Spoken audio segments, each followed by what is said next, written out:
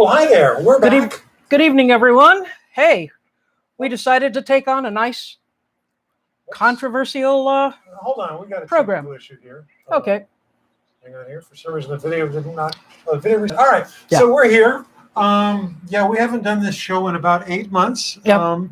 We normally don't do things this controversial Not at all. or this trendy. But we will say we did start this topic way back in February when we were working on a handful of things. Actually, when we started our series, we said we got to do something on monuments because we just absolutely love monuments. I do love monuments, and I want to caution that we're probably going to step on toes tonight. We're going to try not to. It's none of my business whether somebody else objects to a monument and if they go through legal channels and take it down. That's not my concern. Mm-hmm. They're welcome to it. If I like it and they don't, that's none of my business. So for starters, this is Dr. Misha Griffith. She's a historian. Hi. She's done a lot of work on nationalism and building identity. Mm-hmm. And so she's kind of the expert here. If you're wondering why I'm here, it's my camera. And this is Jerry Griffith. He's a documentary filmmaker, award-winning documentary filmmaker.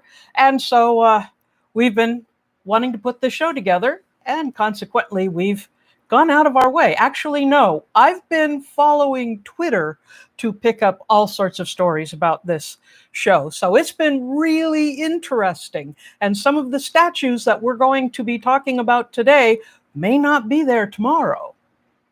Very good. So we have a lot to cover. We've done a lot of preparation. We're not going to get through it all, honestly. And we welcome comments in the live chat. We will respond to them as much as we can, but we are going to try to keep on schedule. Like I noticed Bud mentioned something about the Francis Scott Key statue in Golden Gate Park. We did do a film on the life of Francis Scott Key about 8 years ago. Mm-hmm. And Mr. Key did own slaves. I mean, he had all the rationalizations that were common at the time. Oh, he takes good care of them. They were part of the family. I've read his letters. They're all rationalizations. Slavery is still immoral no matter what. The reason the statue is in Golden Gate Park, though, is actually a very interesting story. When they were designing the park, one of the designers, 1861, one of the designers attended a theater performance at a time when people were debating whether California, San Francisco was the capital at the time, should be in the war on the side of the North or the South, or should try to stay neutral. When it was agreed at this theater performance, the orchestra started playing the Star-Spangled Banner, and the designer of the park broke down and cried. He said it was one of the most moving things he ever experienced. This is one of the reasons why he put it there. Now, Francis Scott Key didn't write the melody, of course, so that's kind of not really the point. Anyway. But let's move on. Let's talk about what are the types of public sculptures out there? Sure. Just to simplify what we're talking about, we're going to talk about 5 different types of public sculptures: representative, allegorical, hagiographic, in situ, and abstract. Of course, many sculptures can be more than one at a time. Right. So what do we mean by a representative public statue? Well, it's going to be focusing on realistic presentation of the subject, and the emphasis is going to be on accuracy. The model I have is of James A. Garfield, one of the presidents. He was assassinated. The artist is Charles H. Niehaus. It was carved in marble, and it was given by the state of Ohio, and it is currently in the rotunda of the U.S. Capitol. Each state. Yes. No, it's not the one out on the street as you drive past. No, this isn't the one in the street. Oh. This is the one in the Capitol. It is the office of the architect of the Capitol allows for each state to put favorite sons and various other statues in the rotunda. Some of them are coming under fire right now. So this is a representative statue. You can see it's extremely realistic. You kind of expect him to walk right off that plinth. An allegorical public statue is one that portrays a virtue or an aspiration or an ideal. It usually serves a didactic or teaching purpose or an inspirational purpose. The example I found, this again is also from the Office of the Architect of the U.S. Capitol. This is the Statue of Freedom. Now, normally you can't see it that close because it is on the very tippy top of the Capitol dome. It's the thing that you can't really make out what it is. When they were remodeling the dome, they did bring her down, and allegorical statues tend to be hers, women, did bring her down for a good cleaning, and you could actually see her. Now you can see just a copy of her. So I guess what we're saying is allegorical statues like freedom tend to be out of reach, where you can barely see them, you can't really reach them, and if you don't take care of them, they get very dirty. Actually, just the opposite. There was an allegorical statue of progress in Madison, Wisconsin that was torn down last night. And people are really upset about that one because it was one that was created by a woman to celebrate women's suffrage. So it was kind of the wrong thing to tear down, gang. We can see that what's happening now with this rush to tear down statues is that there's a real chance that they're going to be tearing down statues we don't want to tear down. No, we're not going to tear down Lady Liberty. But this is a classic example of an allegorical statue. And Right. It does come up later in our presentation. We're going to talk a little bit about what it was supposed to mean, what it represents, and what it came to represent, because yes, this is allegorical. Liberty was actually a Greek goddess, not Roman, not worshipped for a great period of time.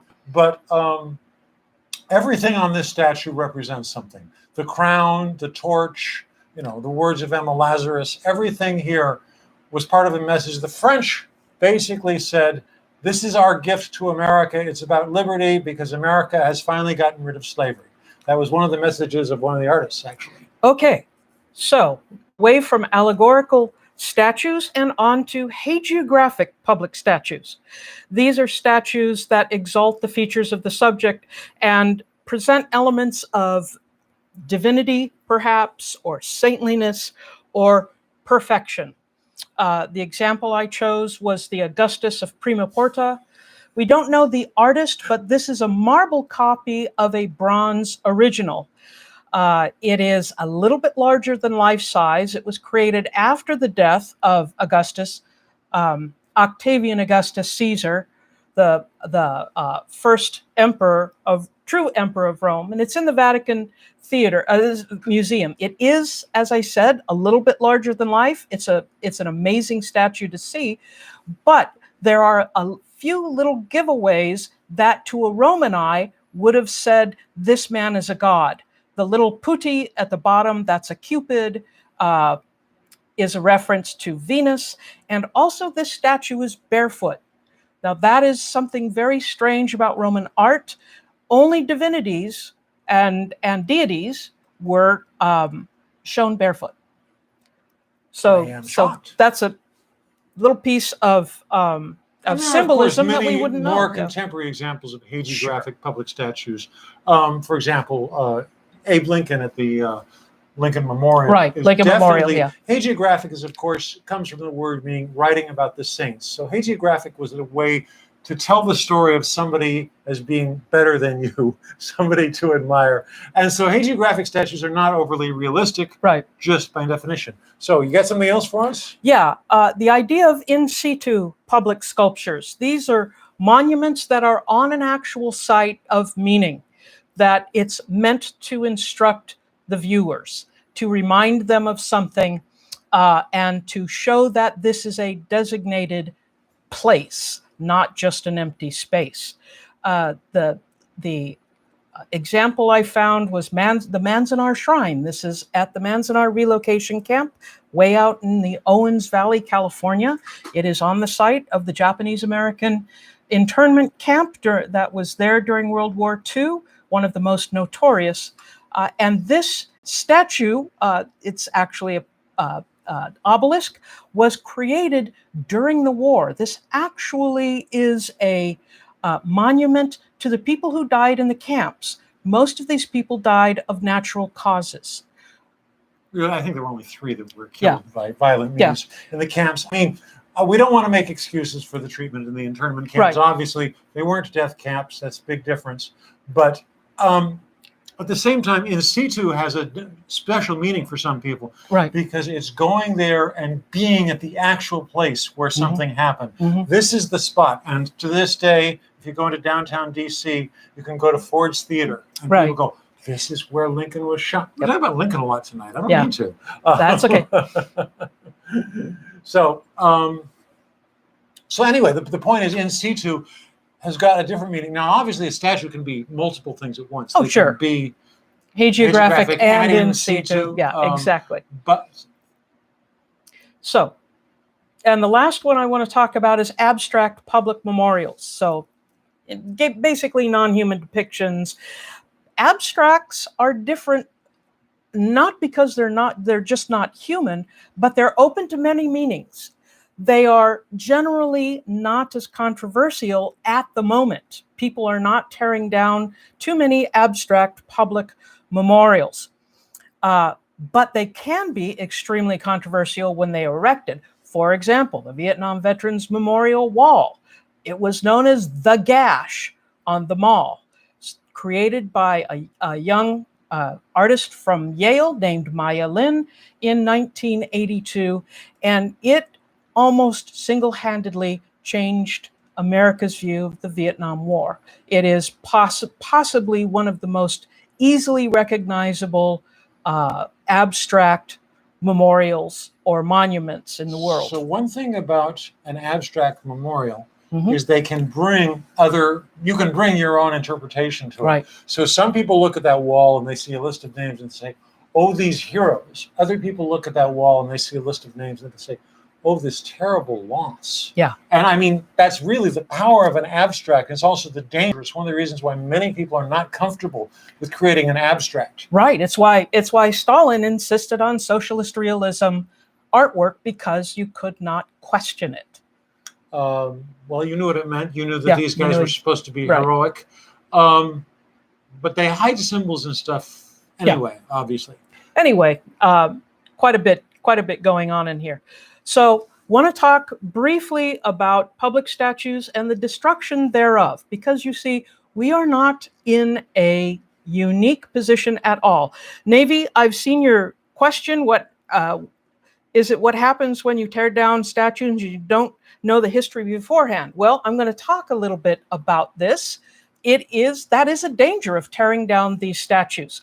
But I'm going to talk about a couple of older civilizations. But there's a couple things I got to throw out here. The question of what a statue means is, as we kind of touched on with the abstract, it depends on what it means to whom. Right. What does this statue mean to you? What does this statue mean to this other person?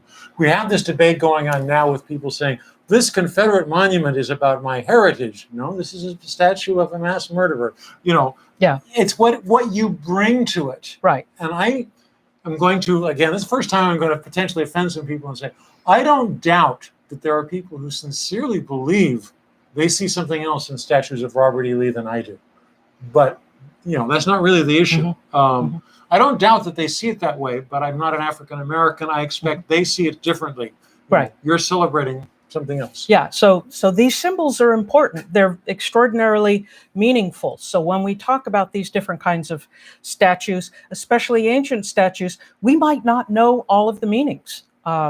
It's very likely that we're missing something, such as in the ancient Egyptians. Statuary is what we have left, mainly because it doesn't rain that much in Egypt, so these stones are left quite in good shape. These are, of course, not the oldest monuments in the world. Nope. There's evidence of some in Turkey going back as far as 11,000 years.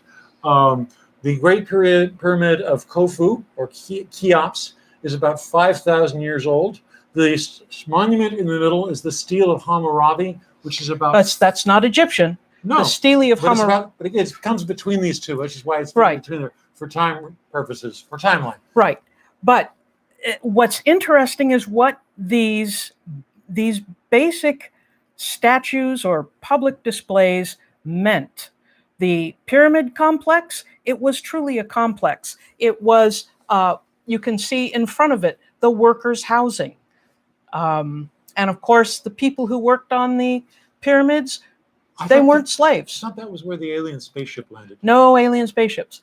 But when we look at the workers' housing and we look, and you've been there and wandered around there, it looks like a public works. It was something that was sponsored by the pharaoh to celebrate his dynasty and to give him a place to reside, him or her, there were female pharaohs, after death, in the afterlife. So these were very important monuments to particular pharaohs, but they were started during the lifetime of the pharaohs. So that's what's pretty unique about this sculpture. There's a big part of me that thinks that after visiting this, and this is something that one of the reasons why I recommend, once this COVID stuff is over, travel. You need to see stuff. You need to see stuff in situ, because you get a perspective that's different. And standing there, as I did, 10 years ago, I was struck by, this is where people live. This is where people work. This is how it all came together. And you realize that the pyramids were positioned exactly in between the North Kingdom and the South Kingdom, and they were part of unifying it. And so I think their intent was at least partly political. The Stele of Hammurabi, that is that big, the black pillar in the middle. That sticks out that's like a sore something. thumb. Yeah, that's something that you want to talk to Digital Hammurabi about. They know a lot more about the history of this stele. It was actually put up by King Hammurabi, who wanted to rule through laws. The stele actually has all of his laws carefully written on them. There were many of these made and put in the town center of all of the of towns and cities and villages that he ruled, so that everybody could see his law. So it really was a public monument, a public display designed to influence behavior and to show the connection. That is, of course, Hammurabi receiving the laws from Shesbot? No, Marduk. Okay. Marduk. Yeah. So you've got a whole different bunch of things wrapped up in this stele, and it was, some of them were knocked down, some of them, I think at least one of them survived. And then, of course, during the Middle Kingdom of the Europeans, Egyptians, you get Ramses II and his beautiful temple at Abu Simbel. This is the one that had to be moved. When the Aswan Dam was built. And I can't imagine moving those, although I remember as a kid looking at National Geographic and watching how they had very carefully cut these up and they were fitting them back in place with a crane. Okay, they're statues of Ramses. There's another one next door that has statues of Ramses, his wife, and of his son. These were not done for use after death. These were not done for ways to remember him or anything else. This was a way of Ramses establishing his legitimacy and his power over the Nubians, who he had just defeated in battle. In fact, the mountain actually faces Nubia. Yeah. So these are basically, if they're big enough, if they can make a statue that big and that powerful, these are not people I want to mess with. Right. But still, in Egypt, you have the combination of religion and the power of the pharaoh. The pharaoh, of course, was celebrated as a god. And so these were tightly woven together. So public sculpture was also religious sculpture, was also emblematic of the power structure. Religion and government were pretty inseparable until, about 1789. Yeah, for some strange reason. Anyway. So sorry, you want to talk about something else? When we want to talk about the ancient Greeks and Romans very briefly, they too had quite a few public statues, although very few of them were of the monumental size, except for a handful, the Colossus at Rhodes and the Colossus of, I believe it was Nero, where we get the term Colosseum. Right. But in ancient Greece, you saw an emphasis in the public statues of perfection, human perfection, which of course to an ancient Greek would have been dudes, males. And so we see some amazing statues like the Discobolus of Myron. Myron was the sculptor, actually. And so the Greek statues, at least for a certain period of time, the Golden Age of Athens, we see this ideal, this perfection. It's interesting that in the modern age, we have standards for women that are impossible for women to live up to biologically without torturing themselves. The Greeks had statues for men that were impossible to live up to. Anyway, the Romans, who are running parallel time-wise with the Greeks, pick up a lot of the traditions of the Greeks. But for the Romans, they had an important difference, and that was the patria potestas, or the power of the father. They were, in essence, worshiping their ancestors, which is why we have so many thousands of Roman busts. These busts were not so that people would forget what their grandfather looked like. The busts were made each with their own different character to be as lifelike as possible.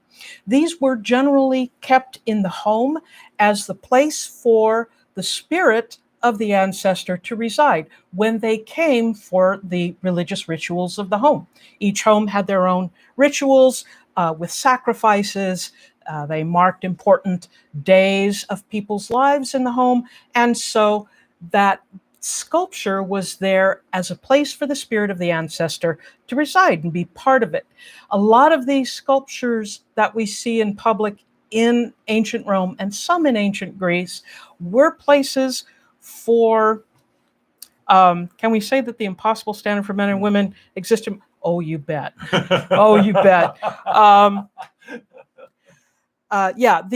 But these public statues, especially in Rome, were places for the gods to reside. They didn't believe the gods actually lived in the statues, but during the ritual, the god was expected to come down and receive the offering. And so it was natural to give that god a splendid place to reside while they were there at the ritual. So these public statues were actually served a very important purpose. They weren't just to be worshipped or venerated. They were an actual So what about statues of dead emperors or dead senators? Were those Same to thing. be lived in? Oh, yeah. So that's a different purpose that we were talking about for a public statue, which could be hagiographic, or it might be the way the person actually saw themselves. Right. No emperor was ever humble. But when we get into emperors, we get into a whole new problem, and that is the destruction of the last guy's statues. It was not uncommon for statues to be destroyed or repurposed by new emperors. And art historians have been able to see, oh, this used to be a statue of so-and-so, but it was recarved to become a statue of somebody else, or just smashed bits of statue. And it was a way to deny the spirit a place to reside. Because my God's better than your God. And so the destruction of statues, not unusual at all. And of course, Christianity is about it. Right. But I want to touch very briefly on the Islamic traditions, because we do see those popping up quite frequently in the history of Europe. Even in modern times. The Islamic perspective is called aniconism. Basically, that the Quran forbids idolatry. It doesn't forbid statues, but it forbids idolatry, which is the worship of statues. The Kaaba in Mecca, the large, beautiful, beautifully draped stone that is present in the middle of the Hajj, which sadly has been canceled this year. That before the arrival of Muhammad, after his conversion to monotheism, that held statues of various polytheistic gods. And he routed them out of the Kaaba and repurposed the Kaaba to be a sacred object. You might be stepping on some people's toes. Yeah, with that, I know. It's okay. Yeah. That's where our history goes. And sometimes history doesn't fit with people's faith exactly. So when the destruction of statues comes, during the course of Islamic history is Caliph Yazid in the second in 721. He will order the destruction of all representational art. See also any busts, any statues of people, and even statues of animals. However, this means that Islamic art is going to go in a different direction. It is going to go, it's going to emphasize geometrical designs, more abstract geometrical designs, floral designs, abstract plant designs. And of course, this example, which Shah Jahan wanted to create a monument to his wife. Right. But he could not create a representative monument under the interpretation of Islam at the time. And so, yes, Shah Jahan was a Muslim. He was a Mughal emperor of India. And so he created what is an absolutely splendid work of art, staying within the rules. And sometimes limits on art, you know, if you've ever visited a mosque or seen really elaborate Islamic art, sometimes limits on art make it better. Now, Concordance has a question about I was talking about the Roman busts, and he asks, they're different than death masks. Yes, death masks generally are plaster that are put on a dead person's face to get an exact copy. They might have done those in Rome. I'm not going to say they did. But the busts are created out of marble or sometimes out of bronze, but I couldn't tell you if they made death masks out of them. Death masks are going to be very popular after that, Ages, however, yes. But people want to remember what somebody looked like exactly. I don't know if it ever had a religious purpose, but you can still see them in museums today, even from the 17th and 18th century. Look, death mask of Louis XII. And Concordance also asked about Lares. I'm going to have to look that up. I don't know anything about it. So we're busted. We're busted. Okay. So let's talk about iconoclasts, please. Yeah. We're going to go here because it wasn't just barbarians and or Romans and or Greeks and or Egyptians or Islamic emperors that destroyed artwork. The Christian iconoclastic movement, started by the Byzantine Emperor Leo III.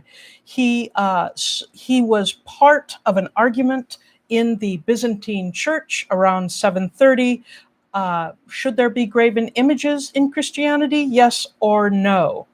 He will order the destruction of them in 730, and the Council of Hieria in 754 will declare all of these graven images to be blasphemous.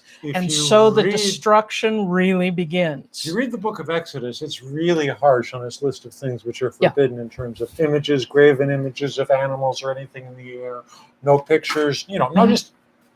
And a literal interpretation of that, obviously meant to some of these people destroy these icons, which actually resurfaced in the Protestant era. Right.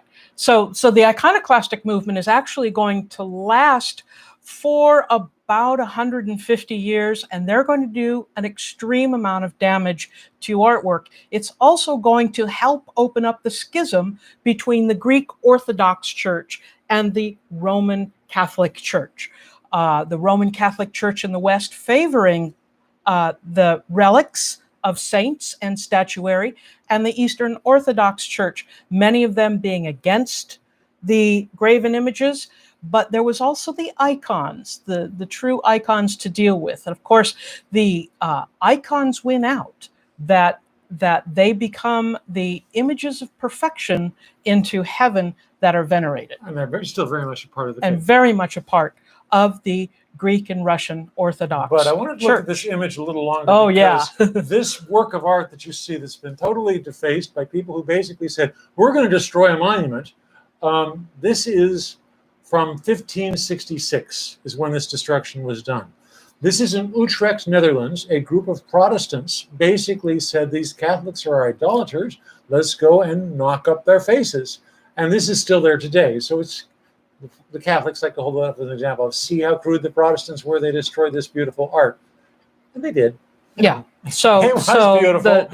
It was the Christian church as well tried to get rid of Christian iconography. So we have a history of right. people destroying monuments as a way to try things. Oh, let's get into the and next then we one. can and then we can get into the 20th modern century. stuff. Oh, the yeah. 20th century. Yeah. Now, for the record, still in the Middle Ages, you know, there's a statue of the king. You come in, you knock it down, Right. you take over, Yeah. that sort of thing. But now we're going to talk about some 20th century stuff. Yes, yes, yes. Oh, there it is. Okay. There we go. The image on the left, actually, you know more about that than I do. That is Yeah. known as the bread queue. That was a sculpture that was 60, 70 meters high, created in the late 1950s. About 220 feet. Yeah. Late 1950s in Prague, and it overlooked the city. It was on Letna Hill, which is a very prominent promontory, and it was a creation of a Czech artist who did not want to be in the competition to make the art. He unfortunately won. He designed it, and then a couple of weeks before it was unveiled, he committed suicide because he was so flabbergasted at how awful this sculpture was. I've actually interviewed a man who was a college student at this time in Prague, and college students and high school students were forced, to volunteer to go out to work on the site. And of course, they would gather and march to the site. And then he said he and his buddies would disappear in the bushes and play cards all day when they were supposed to be working on the statue. So this, of course, Stalin being leading a whole bunch of fellow socialist workers. The Czechs would call it the bread queue or the meat queue, lining up for meat. And of course, they would joke about, of course, Stalin is a Russian, is going to be in the front of the line. This statue, once Stalin is dead, Khrushchev takes control, became an embarrassment. The leadership of Czechoslovakia wanted to keep it. The people hated it, but eventually Khrushchev convinced the leadership to get rid of it. And their answer to getting rid of it was blowing it up with several tons of dynamite, and they blew out most of the windows for at least a half a mile around. It was 1962, I believe. It was 1962. So there's and they actually got rid of another it. lesson here, which is if the public does not accept the monument, the Yeah. monument has problems. This is part of what's going on now, is we have the public not accepting monuments that an earlier generation did. But there's about a 4-year stretch of any picture that is taken in Prague, and it could be people, couple lazily floating down the Vltava on a picnic, and there's that statue in the background. It was enormous. So today, just across where you see the people standing on it, just above their heads, is basically they cut it down.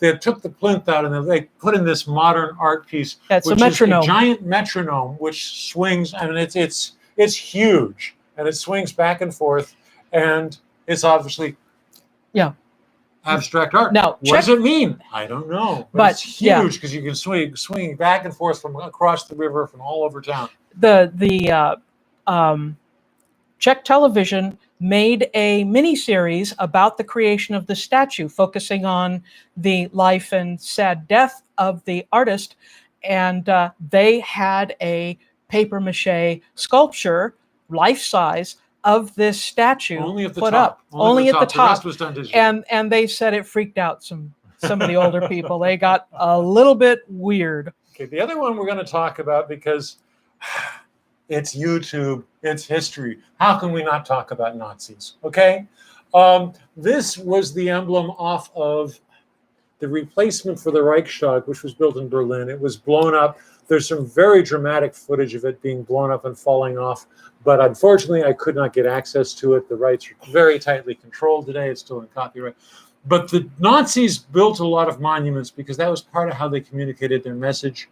And obviously when the Nazis were overthrown or defeated, taking them out and destroying the monuments became a very big part of what people did. Yeah, it was a movement known as denazification. There were a fair number of Nazi emblems and statues all over Germany that have since been destroyed. There was no mercy. There was no hesitation because we had essentially a military government. Right. In the West, it was led by John J. McCloy. Yes, indeed. One of the guys who organized the Japanese internment. But anyway, and basically they would go into town and say, that's going down. That's going down. Oh, please, sir, could you take down that one too? Well, yes, we will. Well, actually, we have interviewed people who were young American sons and daughters of American military stationed in Germany, and they would go out and rat people out for having Nazi paraphernalia in their house. They would peek in people's basement and rat them out. I was just reading about this 2 days ago in preparation for this, that today, of course, Nazis in Germany, with the exception of a handful of really crazy people up in the Northeast, it's just doesn't exist. It's not talked about. It's because it's covered in schools. That took years. It took a long time for the hardliners to let go of their hardline positions. So we've talked a lot about monuments that have obviously failed, and we'll talk more about that too. But what happens when monuments succeed? What makes a successful monument? That's a important question. And of course, we've got what we think are two examples, but they succeed for absolutely, totally different reasons. The one on the left of George Floyd is an in situ monument. As you can see, it's the place. It means something to people. This is the place where George Floyd was killed. And people come and they leave flowers, people who didn't know George Floyd. So somehow the monument becomes an important part of the story to them. Right, but it grew organically within moments of him having been killed, and it becomes something that the entire neighborhood wishes to reflect upon.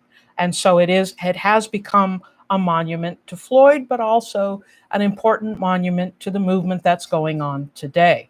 The other one is, of course, the Lincoln Memorial, which was not built until the 1930s. 1920s? Okay. 1922. And it went through many committees. It went through many changes. A lot of different designs. And of course, the one we have now is the one that's the icon of Lincoln, even though he probably wouldn't identify himself. There were people alive when this was finished who had known Lincoln. Right. And they said, no. Lincoln was a humble man. He would not be comfortable with this kind of representation. But if you look at this, it is this very wise father figure. This is hagiographic. Right. This is absolutely. Now, I consider this to be an extremely well-designed monument because if you look at... because it reflects a Greek and Roman temple, for one thing. Part of the design is, of course, if you visit it, and whenever people that I know come to DC, I take them, try to get there at dusk so they see something like this. But that's a fair number of stairs leading up to that. By the time you get to the top, you're a little bit tired. And so your heart's beating a little bit faster. And so you feel moved. I mean, this was a part of the structure of Greek temples as well? Yes. Climbing the hill. The temples were built a lot of times on the hilltops because they were closer to Mount Olympus. It was closer for the gods to come down. But the ritual of climbing the hillside to get there was an important part of seeing these monuments. And so the Lincoln Memorial is designed very much along those lines. So when you reach the top, if you turn on one side, there's the words of the Gettysburg Address, and on the other side there is the second inaugural address. Yeah. And I just remember, as a very young man, reaching up there, still breathing hard, reading the second inaugural address, which I wasn't that familiar with, and just being, wow. Yeah. Now, Lincoln was a very good writer. He was, he did the right thing for his country. He was just a man. He was human. Concordance has one of the quotes, "In this temple is in the hearts of the people for whom he saved the Union. The memory of Abraham Lincoln is enshrined forever." Note the memory, not the man. He's not there. He's buried in Illinois, I believe. Yeah.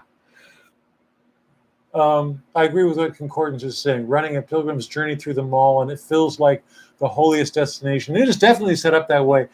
We are tapping into some of the religious iconography going back to the Greeks and the Romans, some of the feeling, which is part of behind it. Obviously, the George Floyd Memorial is a very different sensation because you're going to the place, you're not walking away inspired or happy, you're walking away upset and angry. And it doesn't tell us much, neither one of them tell us much about the people. But they're both, to my mind, very effective because they communicate. And that's really what a monument is supposed to do, is communicate. Oh, we've got some examples of monuments that failed. But we have some examples of monuments that failed. We promised you ugly monuments. We got them. Oh, yeah. Have you switched? I have switched. Okay. It takes a second. There's a little delay there. The one on the left. Oof. That is the original monument put up by the Union soldiers to the dead of the First Manassas. Battle of Manassas. This picture's from 1865. Right. This is right after the Union has won the Civil War, and a monument at Bull Run was erected. It is kind of right on the battlefield, right at the end of Henry Hill, where the Union cannons were placed. You can see they have the cannon shells are used as part of the decorative design. It also is shaped kind of as an obelisk, kind of a broken sort of obelisk. Obelisks were put up for victories. The Union lost both battles of Bull Run. This was put up 80 years before the famous statue of... The one that we're going to talk about. The one of Stonewall Jackson. Statue on the right is one that a few people will have heard of. That is General Jan Žižka, who was a 15th century warlord. Again, we're back in the Czech. We're using our vacation pictures, okay? This is in the Czech Republic, in a small village known as Sudomierz, which was the site of one of Žižka's most important battles. So it's an in situ they're both in situ sculpture. And they're both weak because they're ugly. They don't leave you with any inspiration and the feeling. The Žižka statue is very much an abstract sort of statue. Let's make an abstract statue of a human. Does not work. And of course, it's made out of the people's material, cement. This was made during the communist era. I believe this was a communist. Yeah. No, this was made in the 50s. The 50s, but the time of the film. Okay. Yeah. Žižka is an interesting character to look at because he was, of course, a ruthless medieval warlord. We made a documentary about him because I was fascinated by this guy who never lost a battle, despite the fact that for the second half of his campaign, he was totally blind. You know? He was a fascinating guy. But he did tend to take people he didn't agree with and have them burned at the stake. Yeah, he was not a nice man at all. So, yeah, monuments sometimes fail. Monuments can fail. They don't know. Okay, here's a couple more. And a couple examples. more. Okay. Couple more, yes. We're going to show you on the far left. When it comes up? Well, hang on. It takes a second for us to see it before you do. Is a statue of George Washington nearly nude. Yes. George Washington in his apotheosis, which is a great Greek term meaning turning into a god. He is pictured as Zeus.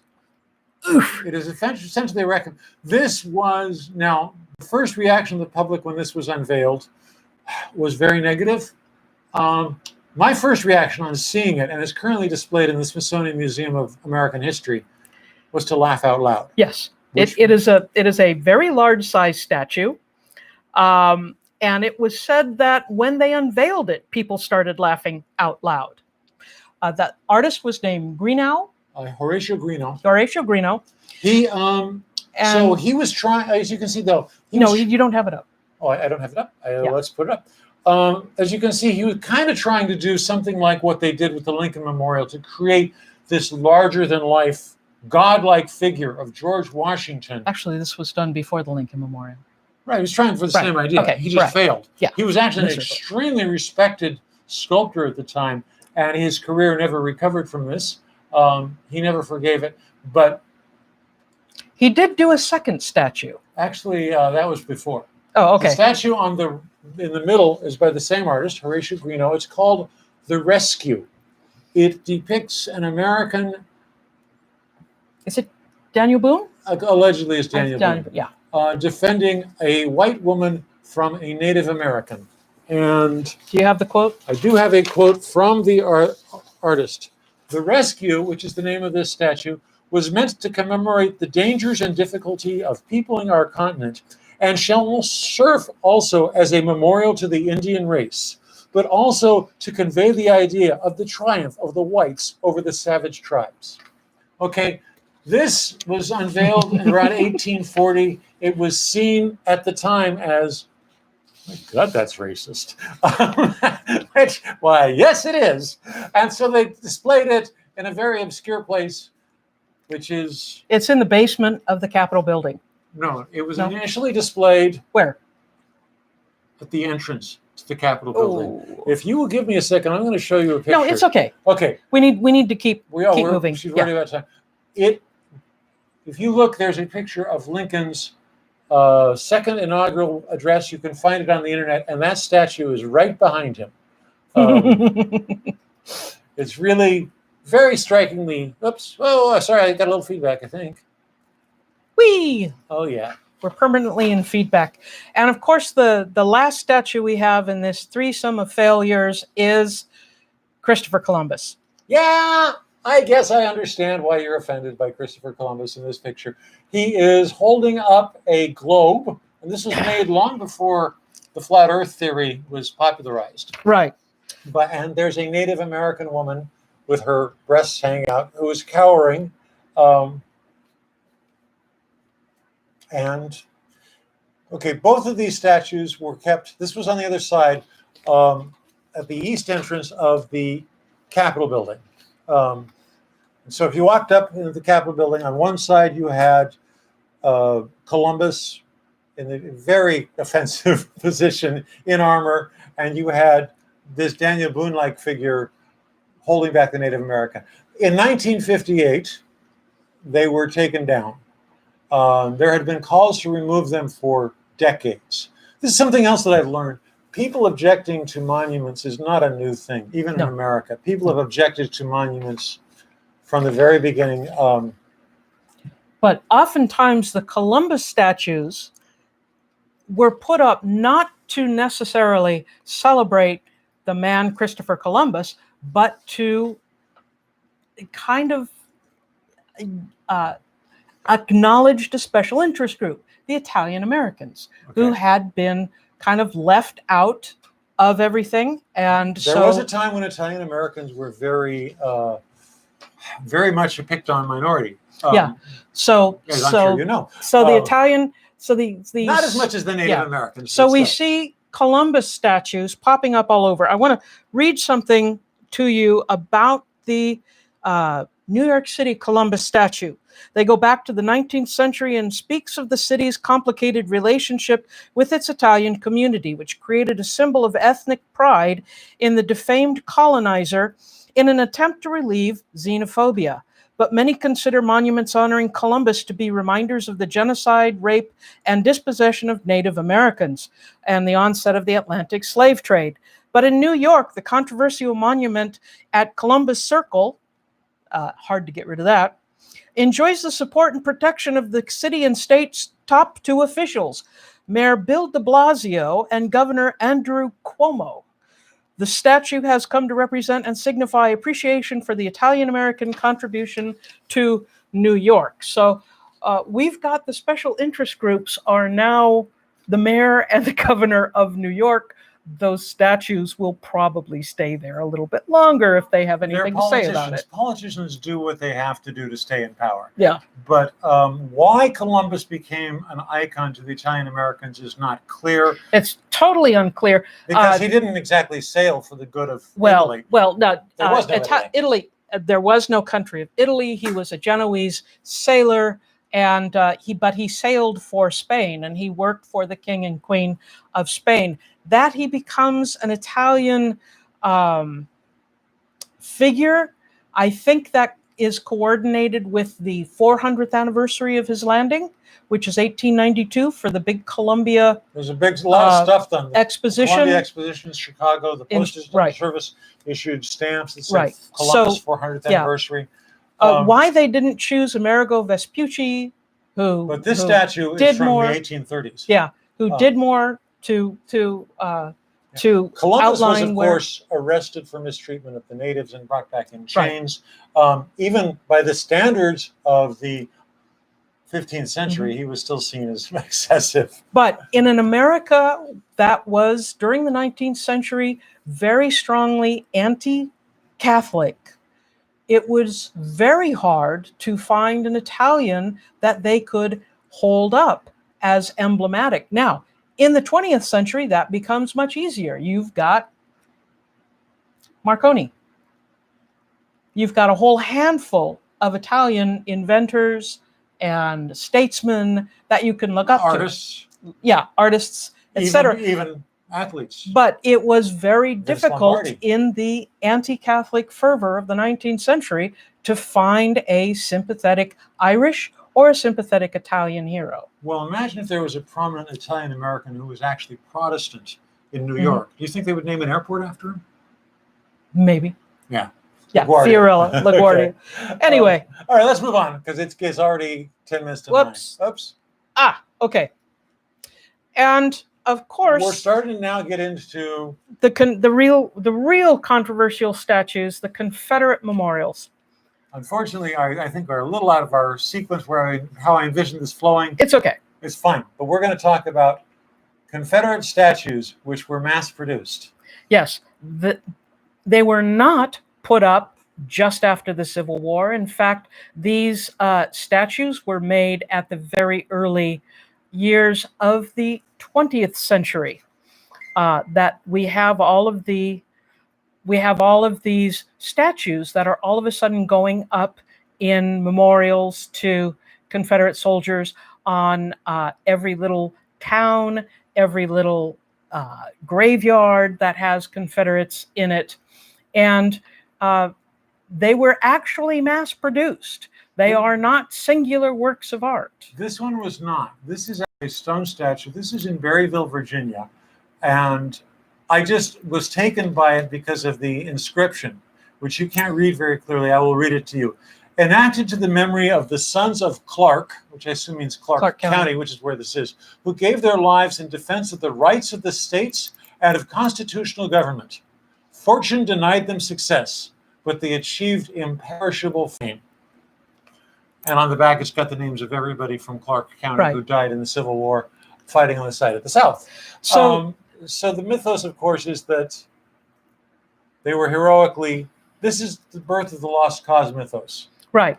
So this is the idea of the lost cause, that they achieved imperishable fame, but that they were not fighting for slavery, but they were fighting to defend the Constitution. Right. Which, of course, the Constitution kind of says slavery is okay. Yeah, it's going to get.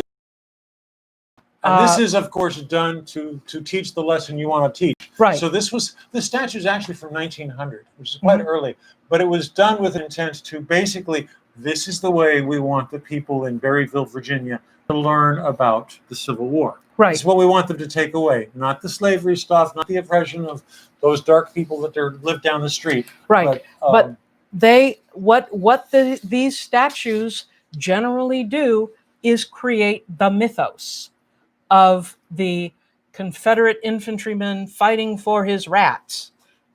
Right. Yes. So what they're creating is myth. And I want to read what a historian, David M. Perry, has recently written on Twitter. On statues, it is the people who wish to take them down who have most fully immersed themselves in the history of these men, pushing back at the myths underpinning the white American sense of self. No wonder they are creating such panic. Historians know that your myth of Teddy Roosevelt, of Columbus, and yes, even of Grant or Washington, and of course that traitor slaver Robert E. Lee. These myths are crafted to obscure history, The people challenging these spaces occupied by these figures are challenging myths. I do believe that successful polities require myths, or at least require some shared stories. Myths are stories with a purpose, according to the early 20th century anthropological definitions, which I've always liked. We will need new stories. And this idea of these obscuring history by creating a myth that they can all agree on is an interesting concept. So are you saying in part that when we go tearing down statues of Civil War generals, we need to think about replacing them with something that we can agree on and create a new common story? I don't want to use the word myth because to many people, myth means it's not true. Right. Myths can be true; they don't have to be. Right. But the ideas of taking them down and sticking them in museums, a lot of museums don't want them. They don't have the space. Someone's got to take care of paying for that statue. Museums might not be the best place. But what if they're real works of art? Yeah, that's another thing. That is one of the challenges. As I've said, the statue of Abraham Lincoln, the Lincoln Memorial, I love it artistically. It's beautiful. I go there every chance I get. It's not an accurate portrayal of Lincoln, and we're going to talk about another portrayal of Lincoln here for a moment, which is this particular one, which has been in the news. I'm going to play a short video that is something we actually shot, and we were doing our own little thing on it, last March. And you will notice, it was this February. Was it in February? Okay. Yeah. You may notice that I'm wearing a hat because I was in medical treatment and didn't have much hair at the time. So, and it was cold. This is the Lincoln Memorial. At least that's what it was called until 1920 when they built the new, larger, wonderful edifice just on the other side of town. This is now called the Emancipation Monument. It's an unusual monument because it depicts the emancipation of slavery, and it was funded entirely with donations from former slaves. It's a controversial monument, of course, because as you can see, it depicts Abraham Lincoln generously bestowing upon basically an unacting African American who's basically receiving this gift as if he wasn't entitled to it all along. But look at the face of the African American. That's a gentleman by the name of Archer Alexander. It's actually modeled on a real person, never met Lincoln, but he was the last fugitive slave captured in Missouri. He had tipped off Union soldiers that there was a bridge they were going to cross, which was scheduled to be demolished by rebel sympathizers. He had quite an exciting life, and he had a book was written about him in the 1880s. But the story of this monument is intriguing because if you look at the details, the things it shows, and of course today there's a controversy. Should we preserve monuments like this, which depict African Americans as not really involved, just kind of passively accepting their fate? Or should we concentrate on modern tellings of the story, and the fact that African Americans were, of course, entitled to their freedom? It wasn't a gift, it was something they should have had all along. He was just getting what he was due. In 1865, a former slave by the name of Charlotte Scott heard about the death of Abraham Lincoln and was devastated. To many emancipated former slaves, Lincoln was seen as a savior, a hero, the man who brought them this freedom which they were entitled to all along, rather than what he was, which was a skillful politician who played various forces and did the right thing, of course. Charlotte Scott saved the first $5 she made as a free woman and sent it saying, I want this used to build a monument to Abraham Lincoln. And she and other slaves contributed money and raised all of the funds which led to this monument. So before I, a 21st century white dude, says that's not appropriate because it doesn't really reflect the way we want to remember slavery, I have to think about Charlotte Scott and the thousands of other Americans for whom this was really important in 1865. And this expressed their feelings about the entire situation and their sense of gratitude to the man they felt was the martyr for their freedom.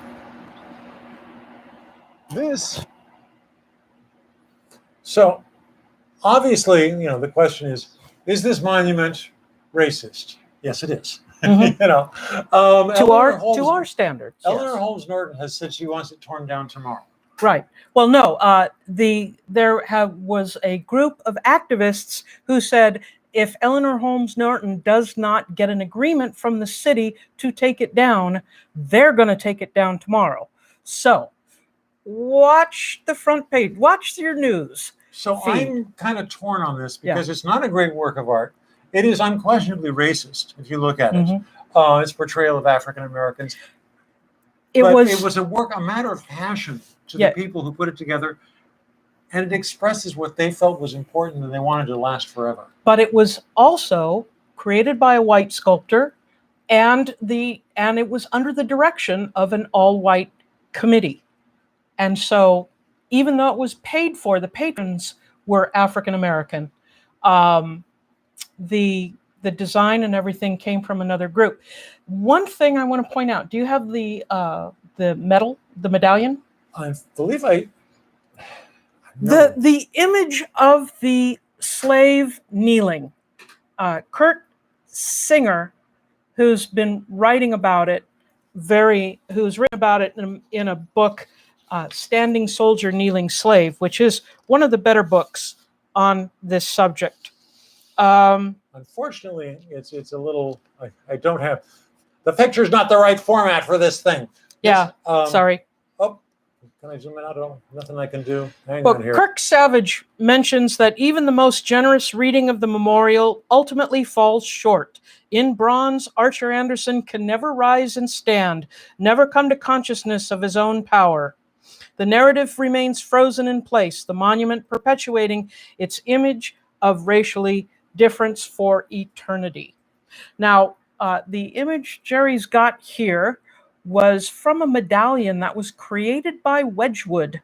Josiah Wedgwood. Josiah Wedgwood, and was sold to raise funds for the abolitionist movement. I'm sorry we don't have it, but it is of a kneeling slave. African-American with chains, and it's pretty clear that the modern sculpture is a reference to this. Yeah, but this was a very popular image for British and American abolitionists. Ben Franklin wore several. Yeah, so it was a very fashionable thing to wear. It was kind of like the Black Lives Matter T-shirts are today. Anyway, so give me a second. I'm going to get you. This is important. You're going to see roughly an image of what this thing approximately looks like, because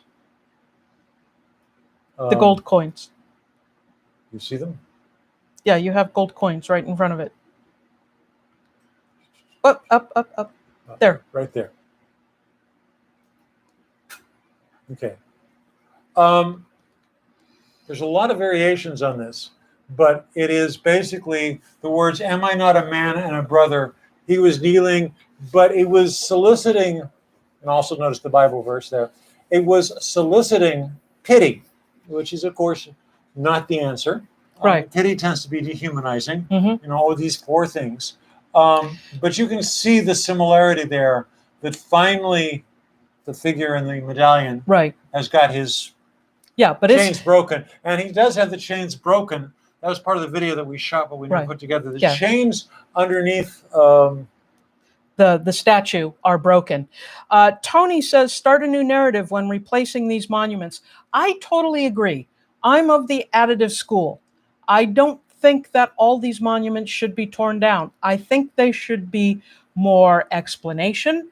If you want to put up new monuments, go for it.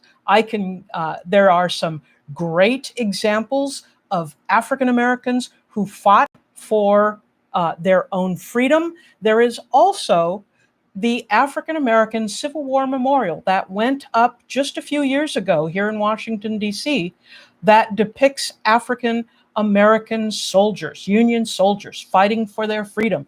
And it's a magnificent memorial. And I wish we had pictures of it. I forgot to get pictures of it. Look, our outline is pretty long as it is. Yeah, we're trying to. So, okay, and this is a big issue. The question of what to do with a monument like this, which is an important part of our history, but it's still offensive. And, it's been said, well, you need context. What are you going to do? Put up a sign? Nobody's going to read the sign. The discursive distance between the sign and the statue, it's difficult. That's why I say put up more statues. You're going to hire a docent to stand there 24 hours a day? Yeah, yeah. Well, they're hiring guards to keep people off of the statues now. But okay, part of what I'm saying is I think we need to know that this was how we did stuff at the time, that this was part of the message. We need to know this history. But at this time, the tearing down of the statues is also part of their history. So, can we move on? Let's move on.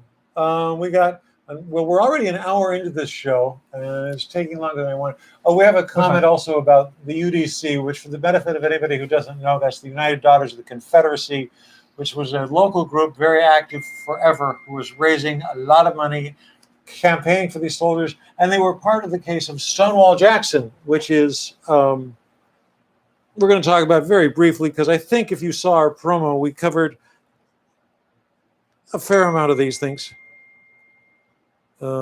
Yeah, Concordance is talking about the General Lawrence Sullivan Ross of the CSA, who they're raising money to add a statue of a black colleague who was a senator who fought for the school, Matthew Gaines. This is wonderful. I'd love to see that. What school? This is his local university, I believe, is in Texas. Okay. University of Virginia has had quite an issue with this. Right. They've got a cabin devoted to McGuffey, who wrote the McGuffey Readers, because he was legendary for inviting all the slaves who were working on the campus while he was a teacher there, and reading to them, and he taught them to read. That's why he developed the McGuffey Readers. Anyway, so let's talk a little bit about Stonewall Jackson. This is in Manassas, Virginia. This is not that far away from where we are. And this is a statue which, again, I tended to look at the first time and laugh out loud. It's not a good picture. It's questionably good. I know more about lighting than that. Anyway, it is a very tall statue, not a huge statue of horse and rider. It's not on a very tall plinth, but it is on the battlefield. It is in situ. It's not exactly where he stood like a stone wall, but it's pretty close. But part of the importance of this is really, and I do not have my pictures, I think I stuck them on the promo anyway, is, of course, that this is 1938 was when they started the statue. Okay, they were talking about it since 1900. There were various efforts. There had been a 50th anniversary of the Battle of Bull Run event here in Manassas, and President Taft came and spoke, and there was a lot of efforts. But by the 1930s, at least people who knew what was going on, were a little scared of what was happening in Europe. And there was clearly a feeling that said, the South has got to get along with the North. We're probably going to go to war in Europe. We need these people on the same team.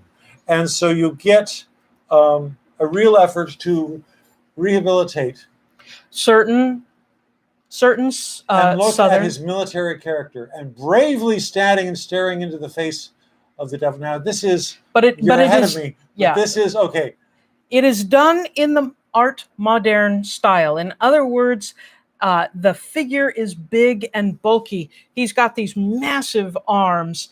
He's got this strong jaw underneath his beard, and his chest looks like it's about to pop all of the buttons, and he's got a cape. I went through all of the photographs I could find of Stonewall Jackson. There is no evidence that he wore a cape in the photographs. There is Jeb Stuart, J.E.B. Stuart, kept his uniform. There is no cape in the uniform. There is the kepi, the forage hat, etc., but no cape. The cape comes into play in a painting of Jackson that was done around 1870 by a fellow artilleryman who had studied in Europe. We see a much more distinctive cape on the cover of sheet music that came out also in the 1870s, but in London. The artist had never been to the United States, so didn't know about American uniforms that well. So definitely, this is a Fantasization. Yeah, fanciful. That's the word. That's right. Okay. Okay. One of the things I get to talk about this. My turn. Sure. That is striking is the statue was basically the design was approved in 1938. About 6 months before was the first time. Oops, we just have a problem. Oops. Yeah. Hang on here. I'm sorry, you're going to see an error, and we're going to go back to Superman comic book. The first one came out just a few months before the design was approved. I am not the first person to say those designs look fairly similar. Now, again, we're not seeing it. This picture's looking really dark, but Superman was, of course, a vision of what an idealized person could be that was very popular in the 30s. Stonewall Jackson was to Southerners trying to organize and trying to get the people to go on board and go to war, was very much an idealized version of a soldier. And when you read the speeches from the dedication ceremony, that's definitely what they said. The governor, James Price, said, "In honoring one of the greatest soldiers of the Anglo-Saxon race, we are letting the world know that we are ready to take up the challenge of arbitrary power, ready to give our all in defense of that freedom to which our forefathers so often fought in days gone by. To do less would be to show ourselves unworthy of our sires to whom we have met here to honor." Okay, so the point is, they knew they were saying things that weren't entirely accurate.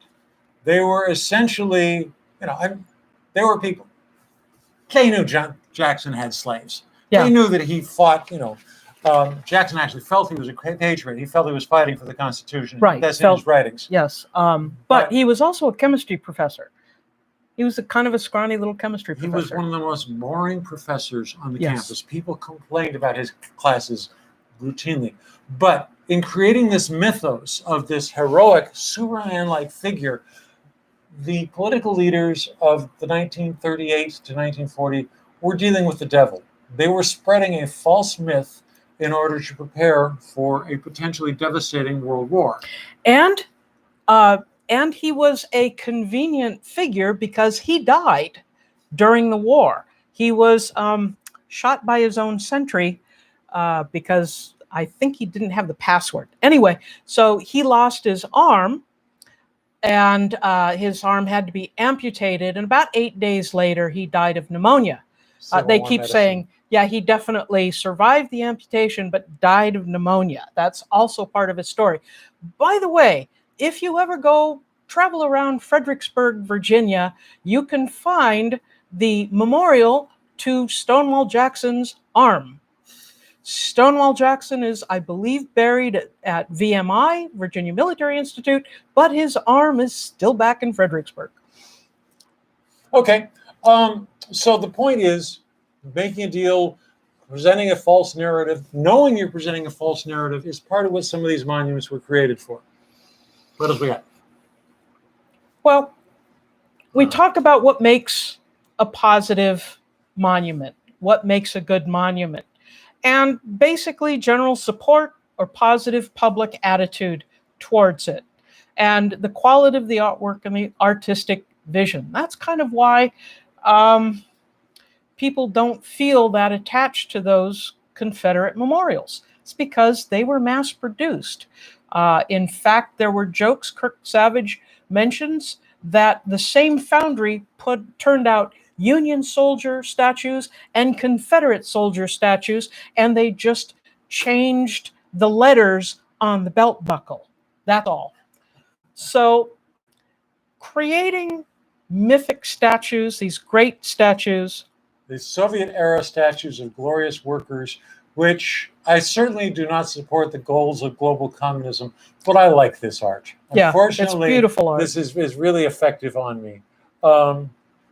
But the idea of making these things bigger and bigger and bigger as a way to emphasize the sentiment, I don't know. Okay, this is one called The Motherland Calls. This is in the city of Volgograd, which was known as Stalingrad.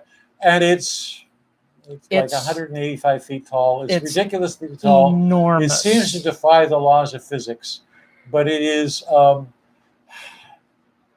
It's obviously allegorical, as we yes. talked about before. Mother Russia is calling her people, and her robe is blowing back as if it's the motherland wings. calls. Now, unlike as the if she's an French, angel. she's actually wearing clothes.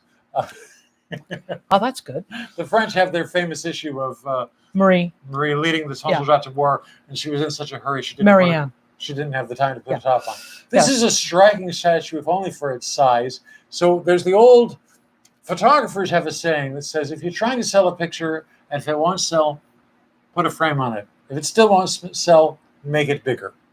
And this is just about as big as you can get, except not quite. Not quite. We've got some bigger stuff in the world right now.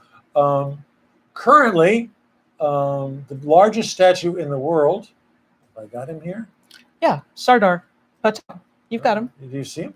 Yeah, second one down. Okay. There. Currently, the largest statue in the world is in India, Sardar Patel. Mr. Modi was not about to be left out. This thing is unbelievably large. I had this height written down, and I don't have it handy. It's really monstrous. It is bigger than, much bigger than the motherland calls. It is supposedly visible from space. If you look at it on Google Maps, it is unreal to see it. And it was just finished last year. Yeah. So it's very recent. Statue. It's not socialist realism, etc. Okay, well, we're going to talk about a couple more really big statues because that seems to be a great way of doing it. And this is Genghis Khan. This is a ludicrously tall statue. It's located about 35 miles outside of the capital of Mongolia, Ulaanbaatar. Oh, look, we have a reason to go to Ulaanbaatar to see this incredibly large statue of Genghis Khan. Well, it ain't for the trees. No. But to many people in the world, Genghis Khan is a monster. He was a horrible person who came in and destroyed things. And, to my mind, he was just another conqueror of his time. But he's a source of national pride. By the way, those are people standing up between the horses' ears. You can see them. Yeah, you can see them climbing up a little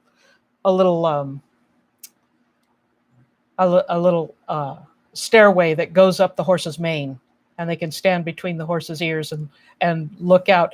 Having the capability of climbing up the statue, I don't know how long that goes back. I know that the Statue of Liberty, you used to be able to go up into the torch. My father was able to go up into the torch when he visited once. No, it's in the 20s when they stopped that, is what I had heard. Okay, maybe it was my grandfather. One of my family members made it up into the torch, but now you can only go as far as her diadem. Okay. Statue of Liberty, to my mind. Any more unusual? Okay, we're going to go back. You talk about Statue of Liberty, which to my mind is still an amazing work of art. The engineering to pull this off in the 1880s is unbelievable.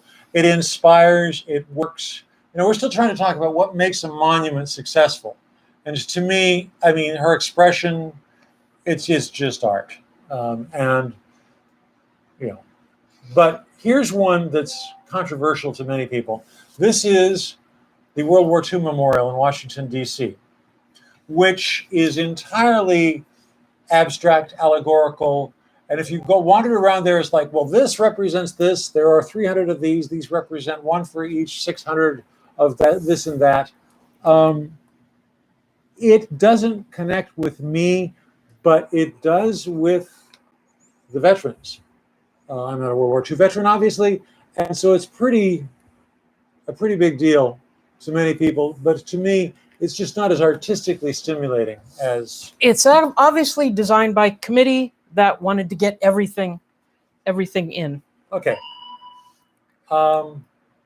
So let's talk about some contemporary statues and issues. On our left, we have the legendary Robert E. Lee. I don't remember where this statue is from. I think this is one of the ones in Richmond, which is. Oh, are you being paged? No, it's making noise. Okay. So they closed the torch in 1916, so it wasn't your father. Oh, okay. Your grandfather would have been 22. Yeah. Her grandfather was. Anyway, so the issues, of course, we've got the Robert E. Lee statues, which are done to create the sort of mythos that we were trying to create with Stonewall Jackson. Right. He's always heroic. He's always strong. He's almost always on a horse. Traveler. We even know the name of the horse. Yeah. That's how deep the mythos goes. The image on the right is Stone Mountain in Georgia, which is significantly more offensive and a much bigger problem to deal with than the Statue of Lee to me, because it's huge. It's a major tourist attraction. It's defaced a mountain. It's defaced a mountain, which is an incredibly rare geological feature. Yeah. And Stone Mountain, where it was built, is the site of the reestablishment of the Ku Klux Klan in 1915. Right. It was the site of one of the first true cross burnings. Yeah. And so Stone Mountain, this monument was completed and dedicated it was completed in 74, was dedicated in 1970. The Nixon administration was eager to get somebody down there to appease the Southerners. Right. That's part of the Southern strategy. So part of what we're seeing over and over again here is that the politics of the time is very much part of the story of these monuments. I look at this one and it's not great art. All right, so let's wrap this up. It's been almost 90 minutes. So, number one, monuments are a lousy way to learn history. They are subjective at best. They obscure history because they tell a particular story. There's no peer review for statues. And so whoever pays for them and puts them up and gets them in place is the one who gets to tell the story. So, to the victor gets to write the history, and they're going to write the history the way they want it to be set out. They tell us more about the times in which they were made than the subject matter. Without question. Yeah. In every case. In every case. You can always learn more about these characters by reading a book than you can by looking at So when people say this is being done so that people will learn our history, it's like, no. No. I mean, knowing that Lincoln was incredibly unpopular during his first term is not something that I'm going to get from reading. From looking at the Lincoln Memorial, you would never know that in certain newspapers that happen to be Southern Democrat leading, Abe Lincoln was portrayed as an ape with large furry arms, etc. You also would never know that he was attacked ruthlessly in the North for being too soft on slavery. Yeah. So it is a very softened perspective of Abraham Lincoln that we see in the Lincoln Memorial. Artistic merit is subjective. I'm going to show you. Okay. This is still too big. This is a political cartoon. I don't have any control over the size of these things. It's okay. But this is a political cartoon. Basically, you see he's pushing a slave underwater. Yeah, he's in a life raft, or he's got a life. His line is, "I'm sorry, I can't save you both." He's saving the Union at the expense of the slaves. This was after Lincoln had ordered several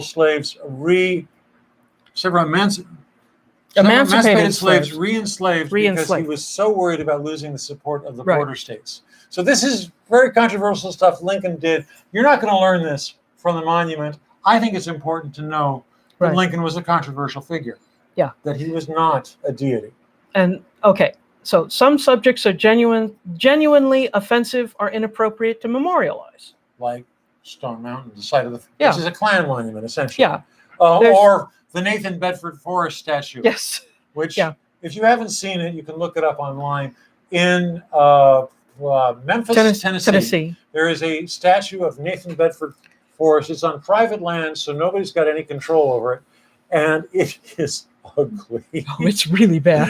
I mean, it is. And obviously, there's nothing worth memorializing about Nathan Bedford Forrest. He was a horrible person who killed people. And basically, I don't think we're saying anything new by saying monuments are propaganda, that they require context, they require something more. Even the Lincoln Memorial, they had to put the words of his speeches up in order to understand him better. That discursive space that you have to describe things and you have to bring more comments in, that just basically goes to show how subjective these statues are. When you visit the Lincoln Memorial, at the top of the stairs, off to the right, there is a plaque in the ground. It is an in situ memorial. It says, this is the site where Martin Luther King gave his I Have a Dream speech. Yeah. So it can be both. I mean, that's the in situ part. The rest of the memorial is just art and hagiography. So definitely we see history continues to move on, made fresh daily. That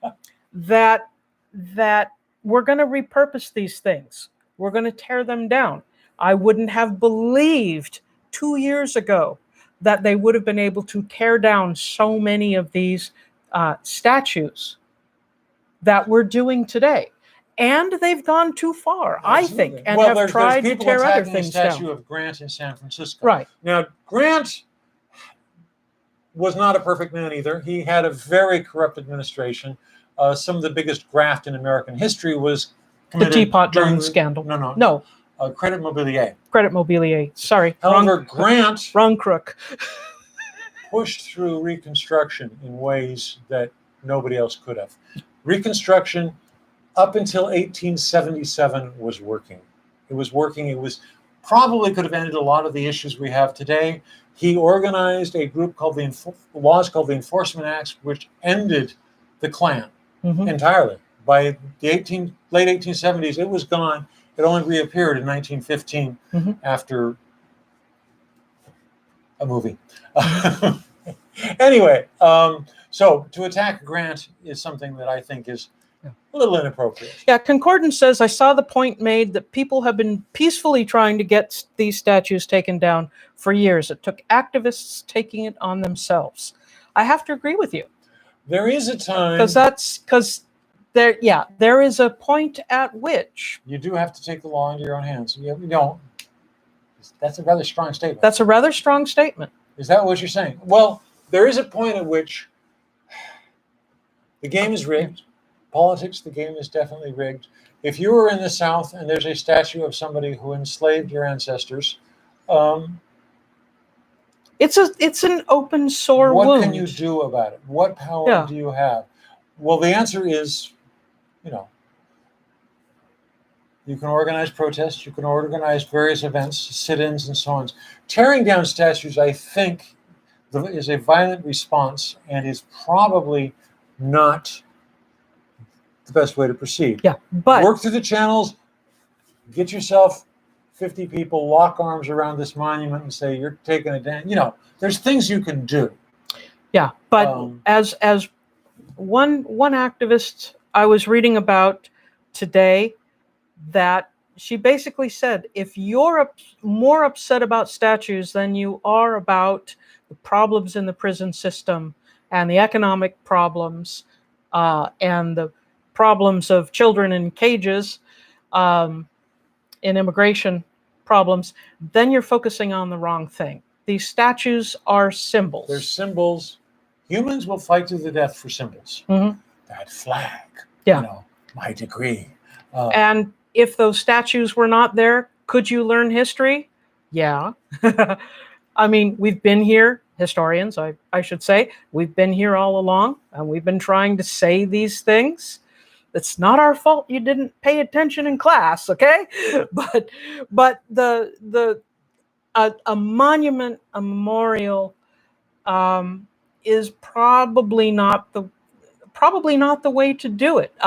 For example, I teach World War II late in the semester for my 102 classes, and my students, what they know about World War II, which shocks me, is the Holocaust. Not that they deny it, but that's all they know about it. That they are almost to the point of ignorant of the rest of what was happening in the war, because there has been such a concerted effort to collect the data, to build monuments, but to build museums. And I think we overlook museums as that spot at which people can go and truly learn about this. You're not going to learn about the Battle of Bull Run by staring at a statue of Stonewall Jackson. You will learn about the Battle of Bull Run by going, 128 feet to the west of that statue and talking to the docents, going through the museum, watching the videos they have, reading the primary sources they have printed there, etc. Concordance mentions the pulling down the statues of George III in the 1770. I didn't know it was that early. I was certainly aware that they did tear down some statues of the king, but that's a revolution. Are we in a revolution now? I don't know. I don't think you can tell at the time. No, no, we're a little short-sighted at this moment. Yeah, a little hard to tell. So, can we like to wrap this up with I want to wrap it up with a reference to the modern artist Banksy, who was watching the video of the British Lord Colston, who had benefited the town of Bristol, but he had also made his fortune as a slave trader, selling slaves and transporting them to from Africa to North and South America. And the artist Banksy had taken a look at what was happening in the video, and he asked, what should we do with the empty plinth in the middle of Bristol? As said Banksy on Instagram. Here's an idea that caters for both those who miss the Colston statue and those who don't. And so this is his recommended drawing, recreating the statue with the statue on the plinth as it's being torn down by the new set of heroes, the people who are trying to get rid of the statue. Colston is a tough one. He's like several people in the world who did some really good things, but they did some absolutely horrendous things. Yeah. So, he was a huge benefit to the community. There's statues and monuments to him all over because he gave money to these pet causes. But yeah, he was a slave trader. He was doing inhuman crimes against humanity. I can't put it any more mild than that. So this is an ongoing effort. There's lots of things happening. There's a huge conversation about it. I was in an argument with someone on Twitter as we were starting this evening's show.